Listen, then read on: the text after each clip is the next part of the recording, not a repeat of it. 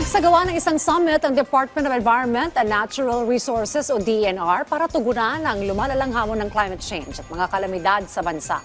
Ang detalye sa report ni Gary Carillo ng Radyo Pilipinas. Formal nang sinimula ng Department of Environment and Natural Resources, katuwang ang Climate Change Commission at League of Local Climate Change Adaptation and DRR ang 2 araw na summit sa Legazpi City, Albay. Nagsama-sama ang humigit kumulang 300 delegado mula sa 11 regions na kinabibilangan ng mga gobernador, mga alkalde, eksperto at lider ng mga pribadong sektor para tugunan ang hamon ng lumalalang climate change at mga kalamidad sa bansa. Sentro ng summit ang climate and disaster financing at ang mabilis, locally driven na aksyon kabilang ang pagsusulong ng biocircular green and blue economy approach at pagpapalawak ng access sa People's Survival Fund. So gusto din po natin bigyan ng diin dito sa summit na ito, yung climate financing. We need to support the climate actions and disaster risk reduction on the ground, but we need to mobilize climate financing.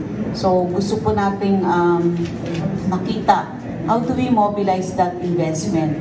Sa IRA ba, sa GAA ba, or there are other appropriate and innovative financing that we can tap.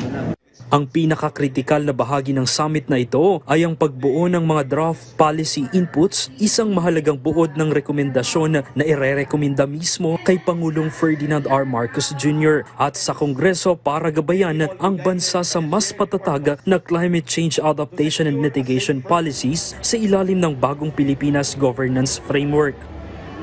So we hope to come up with some policy recommendations, policy inputs from the local governments and the national governments who attended this, will be participating or will be participating in the session. So we'll consolidate them and submit them to the relevant agencies, and once mas ma-refine, we hope to submit the recommendations also to the Office of the President. Samantala, suportado naman ni UN First Global Champion on DRR and Climate Change Dr. Joey Salceda ang aktibidad na naglatag ng potensyal ng artificial intelligence at pagtatayo ng isang DRR Institute para sa mas modernong disaster risk management ng bansa. Ito ang kauna-unahang National Climate Summit mula pa noong 2016. Isang summit na hindi lamang tinatalakay kundi may konkretong aksyon tungo sa hinaharap na mas handa at mas protektado ang mga Pilipino ayon sa direktiba ni Pangulong Ferdinand R. Marcos Jr.